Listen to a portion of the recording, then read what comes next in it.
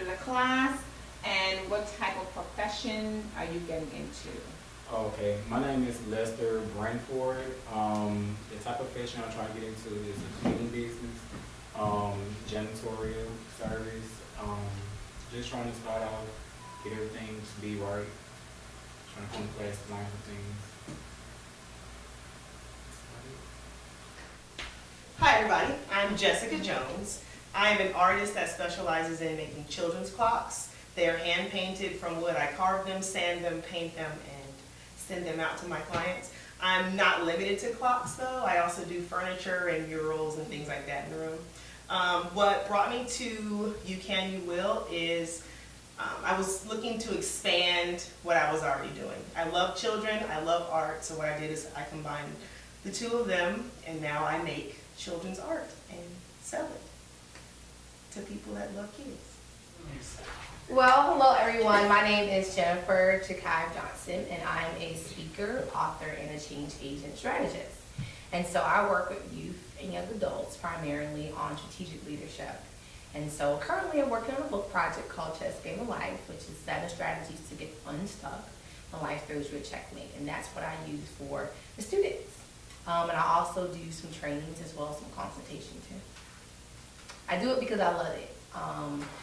Pretty much, I enjoy speaking. My background is in radio. I used to be on Cox Radio, CBS Radio, Cumulus Media. I produced Steve Harvey, the different BET awards, just a little bit of everything. My background comes all from media, but I always enjoy speaking to the youth because my journey was so unique. I went from juvenile delinquency to becoming a teen mom at 14 to eventually dropping out of high school to get a GED, and then eventually still getting a full scholarship to Spelman College. But it was so much I went through. So when I speak to the students, I speak to them like we're really here, because I know what it's like to sort of get misled along the way. So it all comes from passion. Well, my name is Jamar Williams. I am a licensed massage therapist, and I specialize in pain management and soft tissue manipulation. I like doing massage therapy, one, because it's alternative medicine. Because, I don't like taking medication. It destroys your body, things like that. So over time, I want to eventually have massage therapy looked at differently from a different point of view, not just as relaxation, as preventive care. And that's why I do massage therapy. Okay, my name is Janae Whitehead. I am actually a dental hygienist. I am here on behalf of Mr. Williams because as a dental hygienist, I've run into problems with my arm, my hand, my neck, and my shoulder. He basically really helped me do massage therapy. So I think if we teamed up together and helped other people in my profession, especially for my friends, we could really have a really strong businesses here in Atlanta. So as my friend, I'm helping you out. Well, hello everyone. I am Renee Obers, and I am here because I've started a marketing and brand management company. So thanks to Shaquille and You Can, You Will, I actually got the courage to leave my 9-to-5 marketing job to really do my own thing.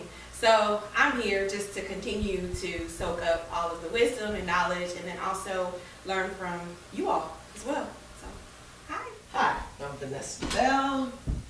I am a retired correctional officer of 25 years, and my goal now is to become, I changed. Now I may go into flipping houses, repairing houses for rental. Either way, we'll be dealing with construction. And that's my goal for now. Hello everyone, I'm Kenya Powell. I'm a Google Maps driver. I have yet to decide what I'm gonna do actually, so I'm hoping this class bring it out. Now, everybody knows she's going through this phase of changing her profession now from retirement into being very creative. And if I'm not mistaken, I think you guys should perhaps think about doing it together. Yeah, some projects, yeah. Okay, so you can come to the front with her then. You just kill 2 birds with 1 stone. That's fine.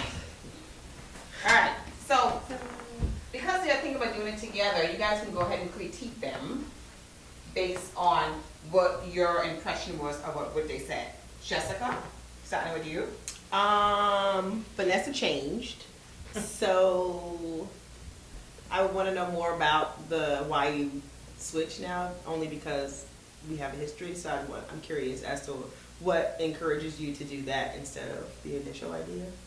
And Kenya is not sure, so I don't really necessarily know that they're partners because she said the class is supposed to bring it out of her.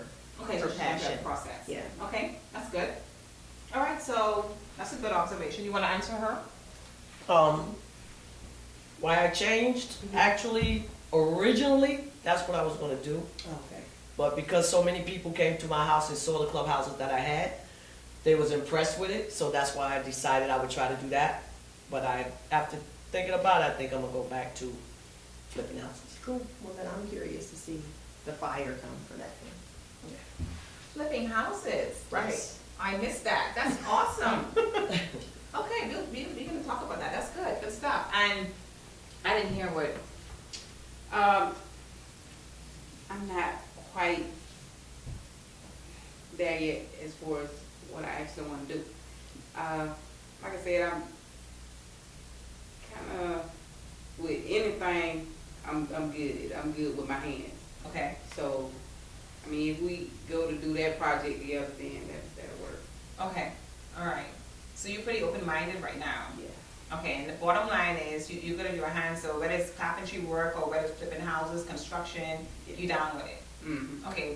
However the money comes in, it all goes in one account, right? All right. Good job. Have a seat. Give them a round of applause. A lot of us feel like when we go to college, we have to come back and get a job. But before you went to college, you had natural gifts and talents that was already instilled in you. You were born with these gifts and talents. And so, as a child, you were told, Go to school and get a great education. And when you're done, you get a great job. okay, so with that said, it's not a bad thing. I support education, 100%. But what happens to those individuals that came out of college, university, Howard, and still looking for a job? What do you do with those people? Is it that did society fail them? Or maybe, just maybe, a job is not designed for everyone. But to be a CEO is designed for those folks who may not be able to find a job. So the very thing that we're fighting against, the very thing that we're saying we cannot do, or why me? Why should I become a CEO? Well, the question is, why shouldn't you? I have a special guest tonight. She's gonna come up to the front of the room and she's gonna demonstrate exactly what it is that she do within 10 minutes. She's gonna do what we call a sales pitch, and she's going to close. When she's done with that, we will not only critique her, but we'll go over what the don'ts and do when you are approaching someone for the first time. Bear in mind that everyone you meet is your potential client. We do not want to take for granted that a person we meet cannot afford our service or purchase our products. In the industry of being a CEO, we all find guilty of doing what you call prejudging individuals. A wealthy person can be wearing a flip-flop and short pants. A wealthy person can be driving a breakdown vehicle that is not a BMW or Mercedes. A wealthy person may walk into a store and have the most sweetest personality, or he or she can be very grumpy. But does that mean that they cannot be your client? Great. So put your hands together and please welcome our guests to the front of the room. Well, thank you so very much for allowing me to come up here today. I'm going to pretty much walk you through what it is that I do. So when I go to high schools and colleges, I talk about my story. So it starts from here. At the age of 14, I found myself, coming into high school into ninth grade, and I was so excited. And I was like, okay, wow, I'm here. The doors are open. It's 10th graders, 11th graders, 12th graders. Some people have cars, some people don't have cars. At the same time, it was all new for me because now I'm around older guys. Okay, I'm liking this.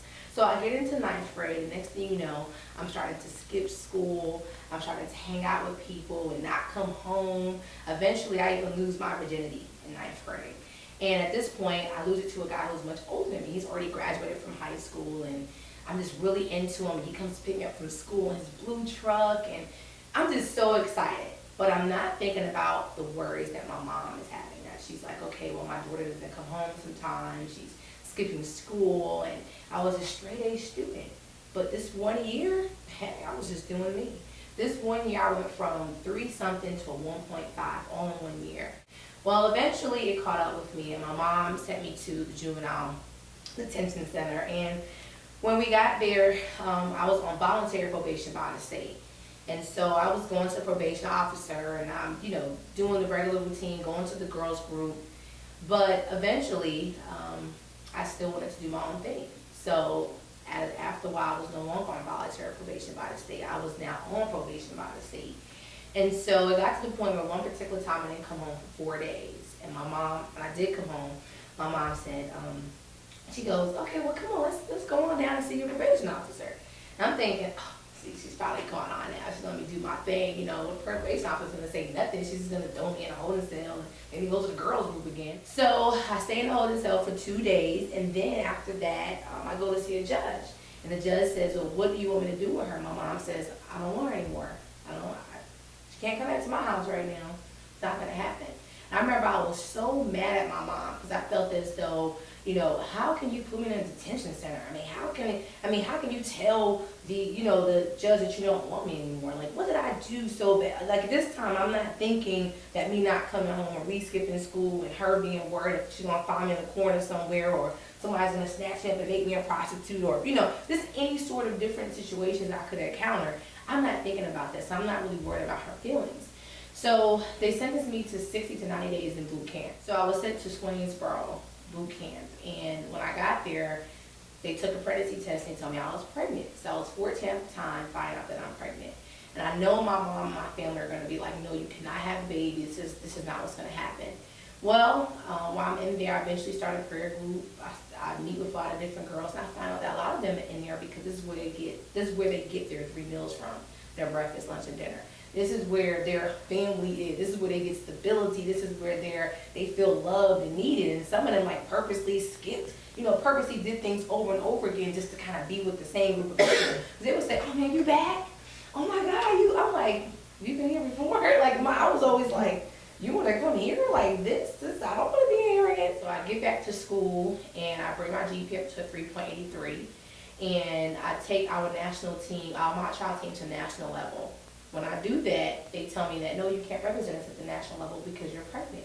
That was the first slap in the face. Okay, now I can't go to national level. I've got my GPA up. I'm doing a lot of great things in school, but I can't even represent the school. So I had to make the toughest decision ever, which is drop out of high school and get my GED. At this point, I'm saying, well, how am I going to get to Emory? How am I going to get to Spelman? I'm trying to figure out how am I going to get to the school that I really want to go to. So I call Spelman. I'm like, hi, I just want to know, I have a GED and I have the Hope voucher for $500 that you get when you get your GED. Can I come to Spelman? Can I apply? No, you have to have 30 credits first and then you can apply. Okay, fine. So I called everybody. Everybody said the same thing. I finally called Morris Brown. Morris Brown was like, well, just apply and see, we'll see what happens. This is when they still had their accreditation. So I applied and I ended up getting in. And I started college 16 years old before I turned 17. It's about 2 days before I turned 17. Now I'm in college. I go there, but they lose accreditation. So I spent about 2 years there. After I get out of Morris Brown, I eventually find myself, getting a corporate job for the first time. I'm on this good path. I'm focused. I have my son. I have my family's health. Everything's going great. But I get blindsided by the night, which is what I talk about in my book called The Chess Game of Life. 7 strategies to get unstuck when life throws you. I have 1100 AM, which is part of Clear Channel, the DC broadcast group. They're now sponsoring me as a radio sponsor. I have a book promo trailer sponsor. So that kind of cut down on the book promo, trailer costs, the marketing costs, that sort of thing. So I was able to turn my goal to half. I also have Kathy Hughes in the book from Radio and TV1, and I have Fantasia Barrino in the book from American Idol. So it's a really awesome book. I just want to help bring it to reality, and that's where all you guys come in. I would say from a concise manner, finding a way to share your story where you're still able to get the emotions, but maybe identifying like 3 points, those 3 key milestones within your life that are really, they're pivotal, whether it's good or bad, but they're those moments that, if you only have 2 minutes to share your story, people still get the same emotion and they get the same takeaway from. I think you have a great story that can inspire anybody, not just teen pregnancy and delinquency and things, but for someone like me, to hear what you've gone through makes me feel extra lazy. Like I really because people make excuses all the time for reasons they can't do it, reasons they can't do things, and reasons they haven't made certain accomplishments. And I haven't gone through half the steps that you just stood in front of us and shared. So I will be going to support your book because I really do think that you have a good product that people should experience. But I do agree with Renee that you should choose some things that we can, some meatier things to eat and not necessarily give us all your side dishes. I think your book most likely will be great, but I think you do better telling the story. It's so much more emotional because you can tell you're emotional about it. So I think you can get through to the younger generation by verbally telling the story, because half of them ain't gonna read the book because they're too busy running the street. But if you actually speak to them, I think you can get through to a lot of them. I really do. That was a good story. And coming from me, a former correction officer, trust me. Whether you are already in your business right now and you're dealing with clients, or you are thinking about starting your business, these are the things these are some of the things that you're going to go over, which we call what you don't do and what you do when you're trying to build your clientele. Don't overtalk a deal. Can anybody help me on that? What do I mean by that? You meet somebody for the first couple of minutes. What did you say, Kenya? Talk yourself out of it. You talk yourself out of it. What else? Talk too much. Talk too much? And why is that? Could be nerves. You nervous? Okay. What is one of the first things you want to do before you explain to a customer what you can do for them? What's the first thing you want to find out first? What they need. What are their needs? Good job, Renee. What are their needs? And why do you think that you do not go to your friends and family? Can somebody tell me? They always want a deal. Yep. Is that the only reason why? They want something in return.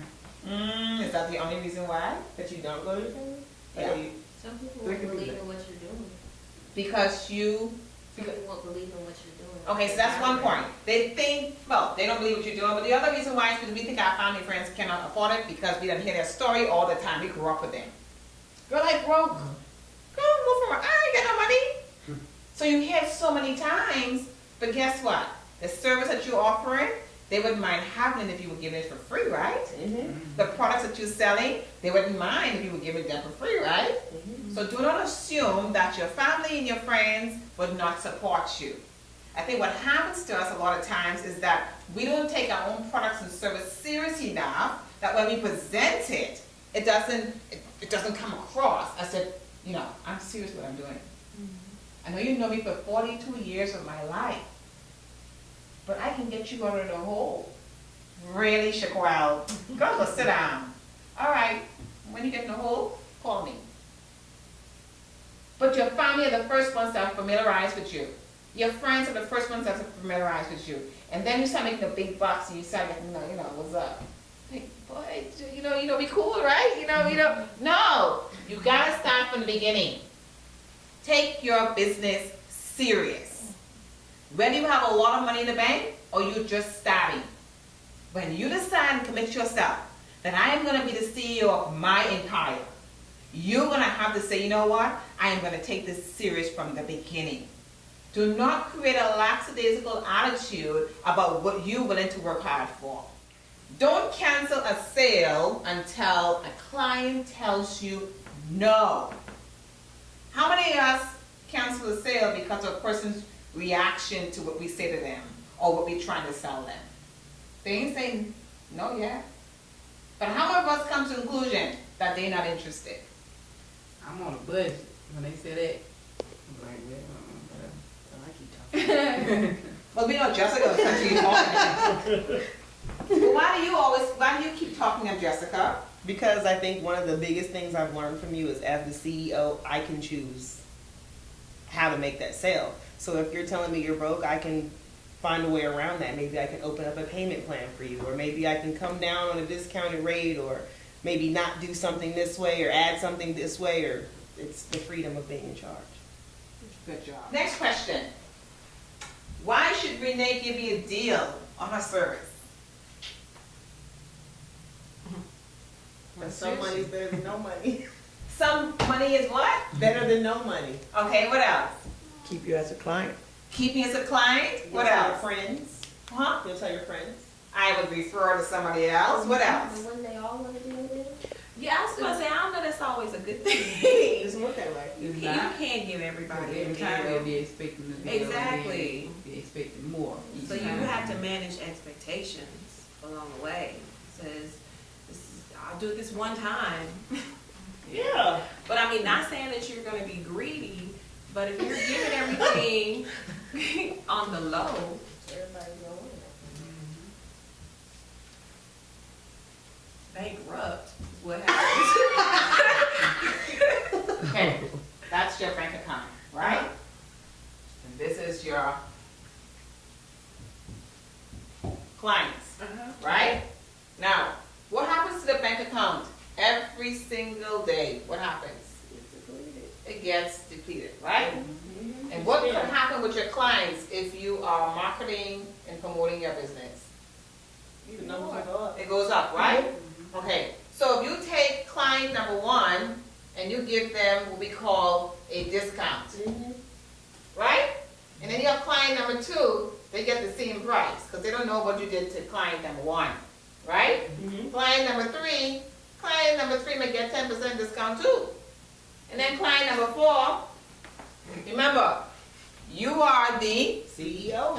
CEO. You decide when enough is enough. Who you answer to? You and your partner. Yes, who's your partner? God. Okay, cool, good job. All right, so at the end of the day, this is your bank account, right? All that money is going where? In your bank account. So does it really matter? Does it really matter if you give client number one a little discount, and then client number two get a straight price, and then client number three get a discount, and client number four get a straight price? Depending on if they know each other, then they're gonna be like, well, you gave this person this, Okay. discount. So that brings me to another topic. Guys, what you don't want to create is you call a max and pop business. You want to have a business that is going to be so broad, so large, and so well organized that, listen, as your business grow, people like Walmart, people like Target, people like Obama. Do you really think Walmart can call Obama and ask him what kind of discount he got? When Obama may have 100 other clients that's a part of his database that he's giving you access to.